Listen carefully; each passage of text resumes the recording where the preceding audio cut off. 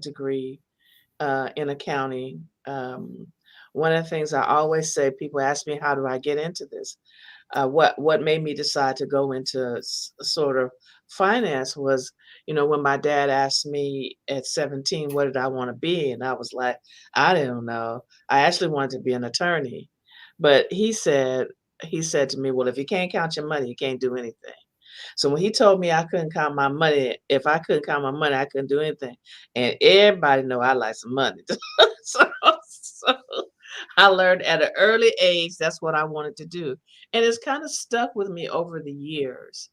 Um, and uh, and became and started going through uh, different behaviors of why we do what we do with money, which led me to where I am now, which is a financial behaviorist and completing my research in healthy behaviors and the choices that we make as African American women, the choices that we make when it comes to our finances, and how our financial DNA has affected how we feel about and what we do with money today as we're adults. Wow. That sounds fancy. See, there go that doctor coming out, that financial DNA, and that it comes. So, okay, you just had to go there, right? So, I got a bunch of questions. So, tell us about this financial DNA. Like, what does that mean? Does that mean that in everyone we have a legitimate gene that's for our finances, or is this something that we That's a good develop? question. Yeah. That's a really good question. So I remember when I was putting together a online course, and the online course is called Your Holistic Behaviors with Money. And there was definitions, financial DNA. And then so the young woman who was helping me put the program together, she said, you have to define DNA and you have to define finance. And then you put the two together. You just can't say financial DNA. So, financial is, our monies, the way we do our monies, and our whole being of how we handle it. And then the DNA is, yes, it's the chromosomes and things that help make up how we are, our noses, our eyes, our ears, and so forth and so on. My mother's body is on me. Okay. Something I had to deal with for a minute or two, right? So if you put the if you put the so I feel Mm. sorry for my daughter. All that exercise that she doing. By the time she get to be my age, she's just gonna look just like me. So it's all good. So the financial DNA is basically how we were raised with our finances. Were Mm. we spoiled as kids? Did we get everything we want? Or did we grow up poor? What actually makes us do what we do? So, how we grew up with our finances is not necessarily a chromosome that we have, something that was inherited as we, passed through, our parents' bodies and was created, but it's more of how we actually learned behavior. It's a learned behavior. So if Mm. there was a lot of fights in the household about money, or somebody controlled the money, or we were taught, and here's a good one because I know I'm getting ready to make some folks mad. If we taught we ain't gonna get our streets of gold till we get to heaven, then then we tend to want to uh, think that we're supposed to grow up poor. Now that Mm. is, the financial DNA, but then there's the external things that have allowed us as African Americans that have grown into us, like as enslaved people, as redlining, Mhm. as Wall Street things, Black Wall Street. Those are extra policies that keep us poor. All of those things are external, which makes it the external policies that makes us internally think, well, why am I trying? Why am I Mhm. trying? Why when we purchase a house, or we purchase a house, and we have a 700 score or a 680 score, maybe not even a 7, a 680 FICO score, so to speak, and then we have to get 7, 8, 9% interest on it when someone else's 680 gets 2 to 3 or 4%, whatever the market, says. So those things makes us feel like it's external. And then we internalize those things and it becomes an unhealthy, it becomes part of the financial DNA, which we pass on to our children. We pass those things on to our children. Right now, I'm working, my research is on financial socialization. And Mm. financial socialization is just simple. It's really simple. It's how much conversation did we have in the household about money?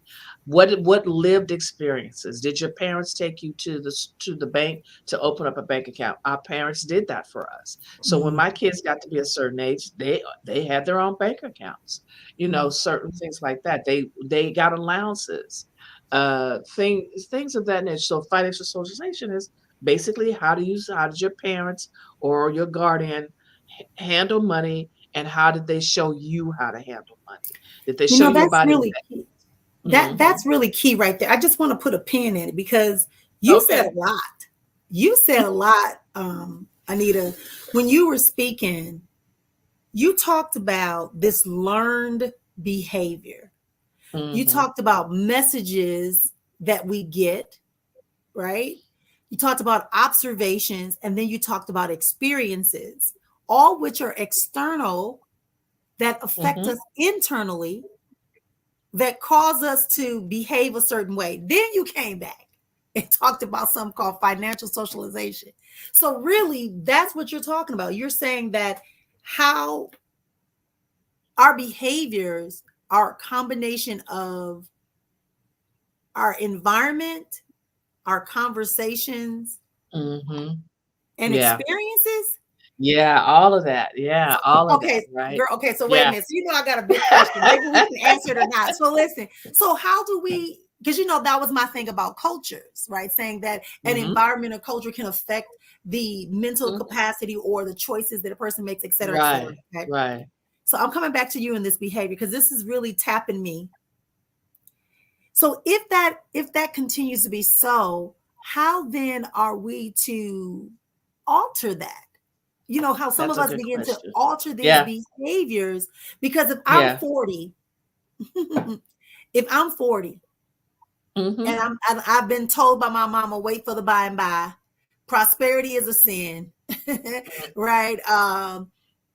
Or told by auntie or the pastor or the community itself is saying Ever. I'm trying Yeah. to be something more than what I am. Social society stratifies me and alienates. How is it that I'm going to be able to overcome this thing? What am I going to address?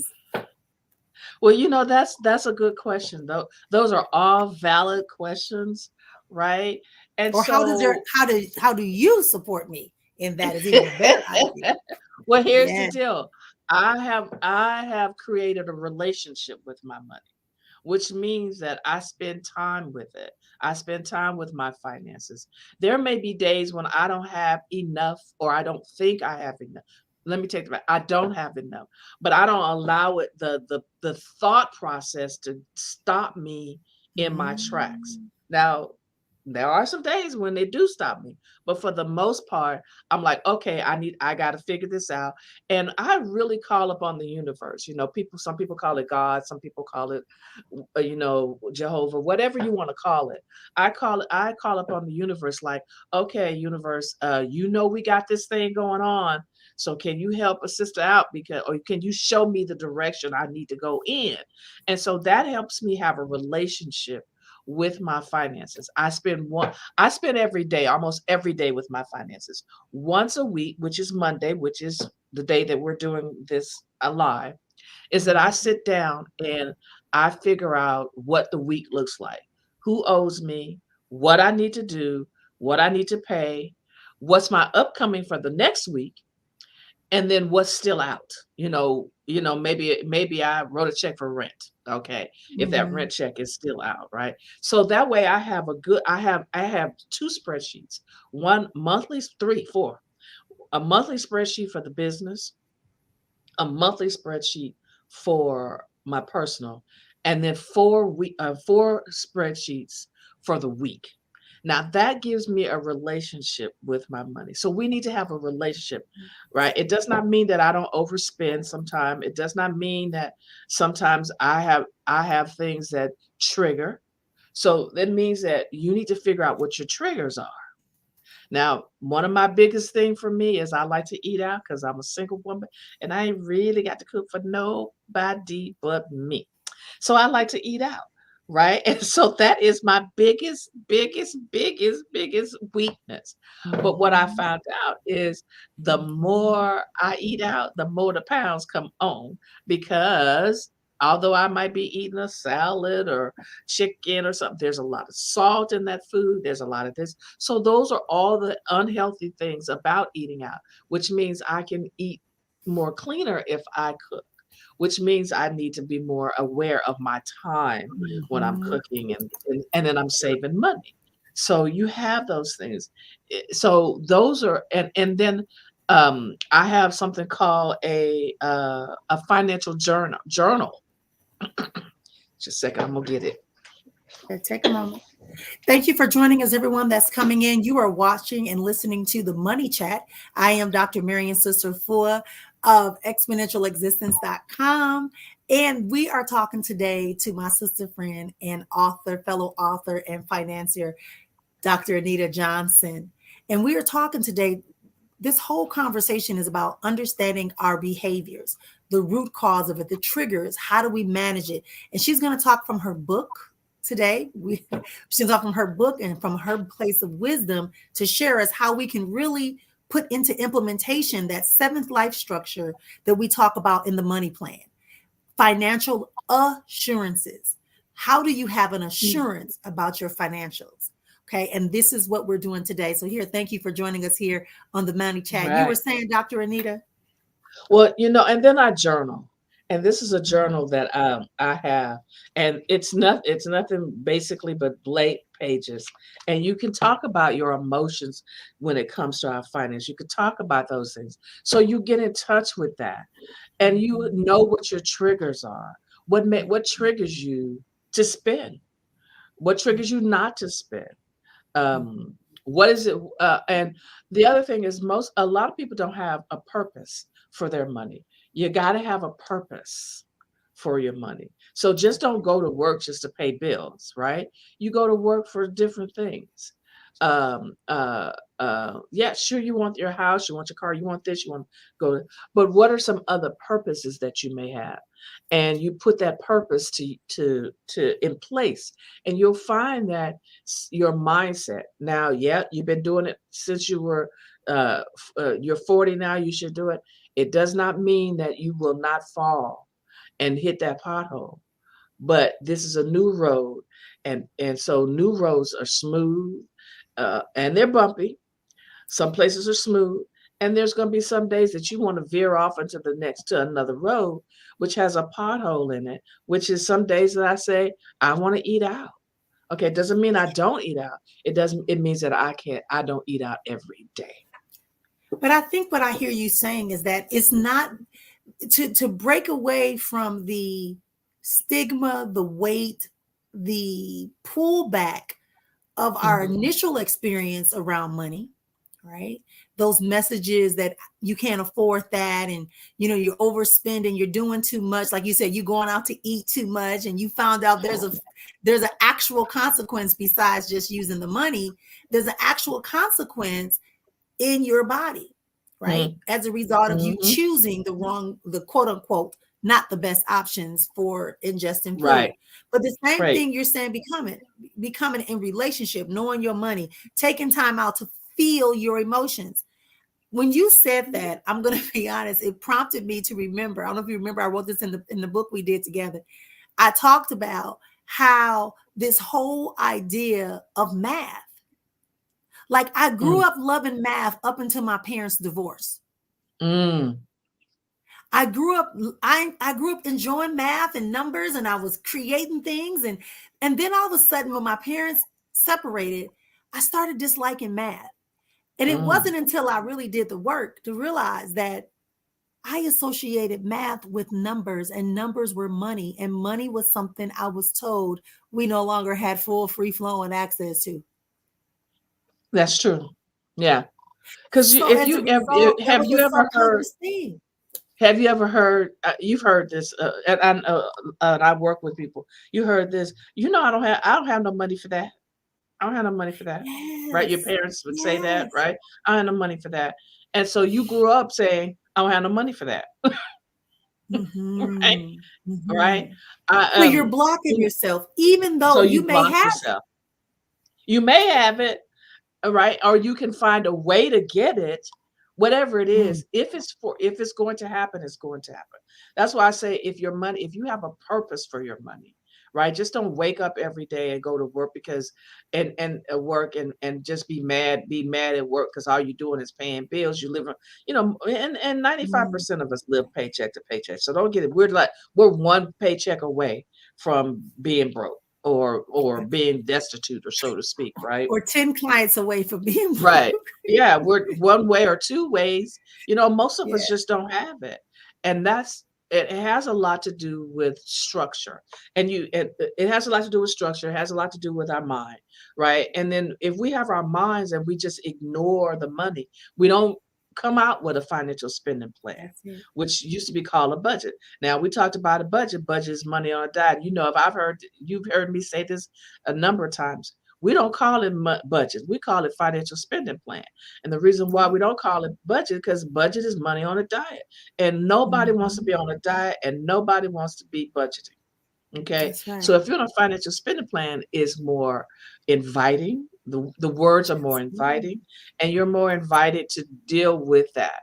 Deal with that spreadsheet every Monday. Don't think just because it's Monday, Mhm. I like to come in here and be dealing Mhm. with spreadsheets, especially when it feels kind of low for me. It feels like, okay, you guys know y'all owe me some money, or I owe somebody, right? And somebody owes me, and then I got to take, those kinds of things. So we still have those feelings. I still have those feelings. It's just that I know the purpose of my finances. I Absolutely. know the purpose of my finances. And and like you said, that's the plan. That's the whole purpose of the financial allocation plans. Allocation, we talk about that all the time. That's the same Mhm, vocabulary I use in my book, The Money Plan. Is how do you mhm, allocate? Because listen, because money is a tool, money is a mhm. servant, money likes to circulate and grow. Money is available to you and is available for you. But Yeah, my favorite quote is Reverend Knight, right? What does he say? mm, Treat your money like you would somebody you trying to catch, and right? that's having a That's a relationship with relationship. So if mhm, you know that you like, oh, I'm getting paid today, right? Because I hear that too, right? Oh, I'm getting paid today. Oh, ain't that do me no good to get paid? It's already gone. It's already spent. You know what? I'm just gonna spend this money anyway because you only get it whenever you do what you got to do. All of that is a reaction, and that's what I heard when she talked about. I wrote it is a reaction to the external factors that we've experienced in our families, in our mhm, communities, right? And that are now housed in our mhm. memories. That's what I wrote down when you were talking initially. So this Right, right. DNA thing is deep. It is. It's quite there. It's quite I there. follow you It's on there. that. It's seriously it is because when I really started researching this, I didn't start with somebody off the street to research. I started with Mhm, my own family. I started with mhm. my mother because my Absolutely. mother and I grew up. My parents were married, and then they separated when they divorced when I was 25. Of course, which is another understanding that I didn't understand. But it's like, really, you guys been together this long time? But what can I say? Um, and my mother had cars, houses, all kinds of stuff. And then when her and my dad divorced, then it became very difficult for her to live, Mhm, right? My mhm. dad went on, he lived, right? He remarried, he lived really good. But my mother struggled. And then I saw that in her sisters struggling, her single sisters and things like that.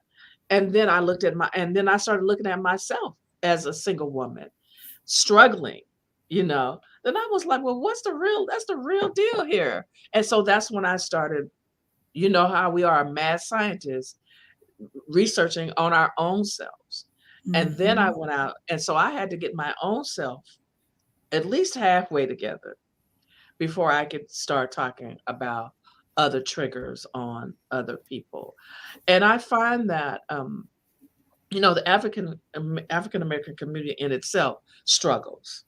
Mhm. But I have known men who, and maybe some women, men for sure, African American men who are millionaires, but they don't act like they're millionaires, but they're Right. millionaires, right? Right. And one guy, he retired at 55. And I was like, how can you retire at 55? And he said what he did is he went to work to figure out how to retire. Mhm. So he Mhm. could just do whatever when he got to be in his 60s and 70s, and he wouldn't be still trying to work during those times of as he called it, his golden years. That's So right. he could just live and do whatever, but he does not live like a millionaire. What we tend to do is, and that includes me as well, is that if we're making $100, we tend to spend 101. Okay. But if we make 100 and learn to spend 50, That's right? it. That will help. Mhm. That's a Mhm. mindset in itself. That's a mindset in itself.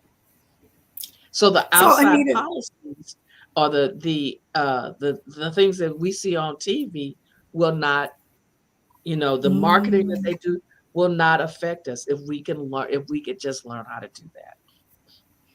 yeah. I think you're onto something when you say that, right? When you say that when we make $100, we spend 101. And I think that is because, and what came to mind was we're trying to make up. Now, we keep referring to the Black African American experience, right? We Mhm. know that this is a real thing, and that a lot of that hyper consumerism that we have is Mhm. subconsciously rooted in our inability to fully feel that we are here. We are Mhm. acknowledged at the same value, the same position.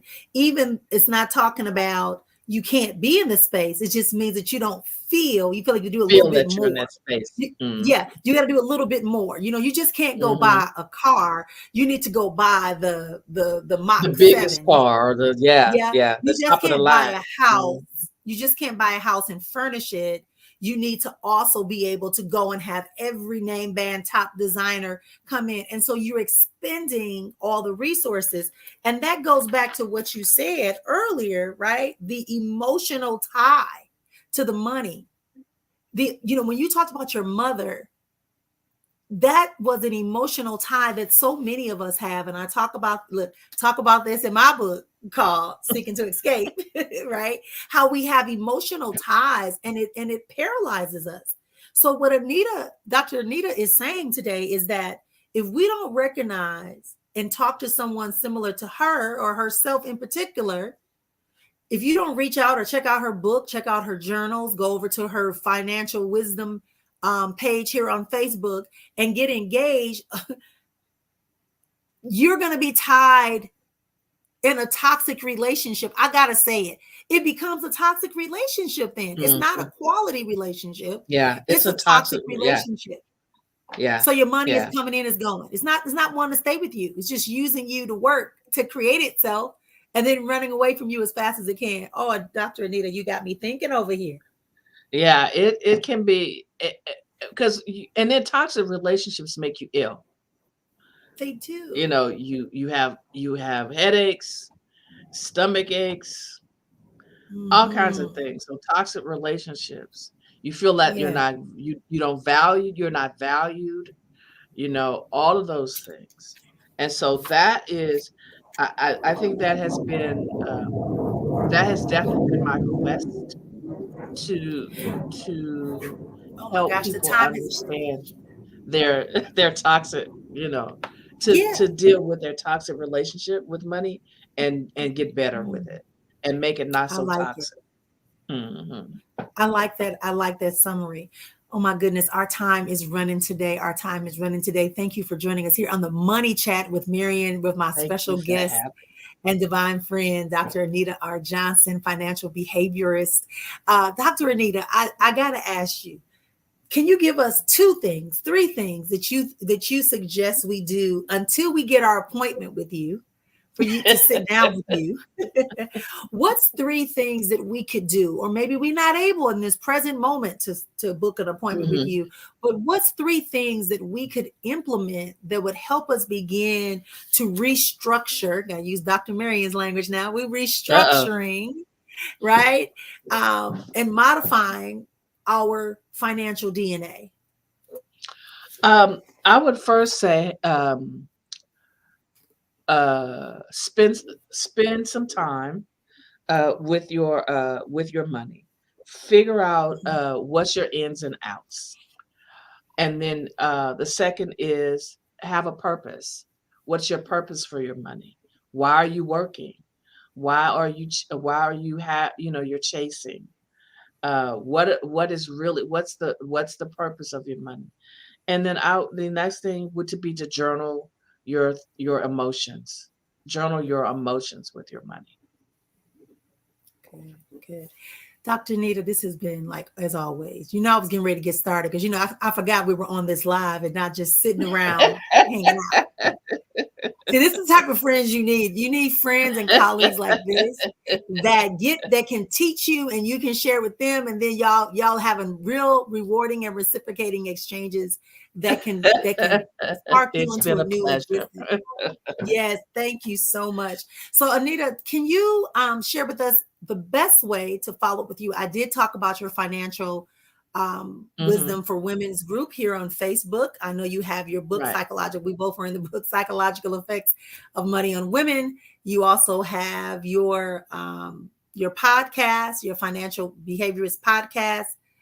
So tell us some best ways to reach Oh out to my you if we gosh. want to follow up for an appointment. Best way So to get Money an Wisdom appointment. for Women Facebook page is the best page. Go in there and be get on that page, and you'll learn a whole lot. Um, we're still our Facebook page was not a Facebook. Our website was hacked, and so we're still kind of working on that. Finding Your Financial Voice podcast. Uh, go to that. And Affluence Financial Fitness for Women, which is a digital magazine, and we got one for our current one is flying off the shelf, flying off the shelf. We sold 100 copies within 30 minutes. That it came Wow. online last week, right? The No, I'm Wow. sorry, the first part of January. And we got a really good surprise for the next quarter issue.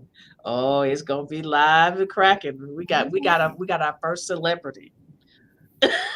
We got our first celebrity. I'm not Whoa, telling let's do anybody, this. Let's do but this. I am over the moon. I am just so over the moon with this. Yeah, And I'm so I'm excited and excited still about it. I'm celebrating with excited. you. Yeah. Hmm. Yeah. Yeah. And so what So, she's telling you, she has an online magazine. You can purchase a membership, an annual membership. It comes out quarterly. There's lots hmm. of great information in there about financial life and influence. And that's where we want to be. We want to move in this whole process that we're talking about, this whole money chat, is to break down some of the broader conversations and give you some questions. Anita, I know we're actually over for a few moments. Do you mind? Let's check the audience and let's see if you have any questions. I see a couple of comments. Not Sure. sure if they're actually Sure. questions, but someone's saying understanding how to use the tools that you have. Oh, she said this is her season. Okay, I thought that was a question. Excellent, excellent. Thank you. Although I And came she late, said, I enjoyed this season. Yeah. yes, I hadn't saw that as a way of having a relationship with money. There you go, right? Because they Hmm. think that we tend to be taught that money is something outside of us, but it's really our energy. It's your energy. Inside. You give your energy money. So that's why Anita is saying, if we don't reconstruct and modify the current financial DNA that we have, we won't reach that financial assurances. Yeah, because your energy is going to be stagnant. It's going to be stagnant. Hmm. And so there's no energy flow. And as women, we are Right. the water. We are the flow. We are the Hmm. flow. So let's keep that going. Thank you again, Dr. Anita, for joining us. I don't want to take up too much more of your time. I know you got a lot going on and it's rather expensive. So I don't want to prolong this Thank you so conversation, but much we for will be inviting chatting me. again. Oh, you are Thank more you. than welcome. And you are welcome to come back anytime, as this is always your home as Thank you. well. And we will talk to you again here on the Money Chat. See you guys on next Monday, where we have another guest that's coming in to talk about how we can begin to set up a real legacy and not just randomly throwing things into there, but actually setting up a legacy plan, because that's something Mm. everyone keeps talking about, the legacy of wealth. See y'all next time on the Money Chat. Take care.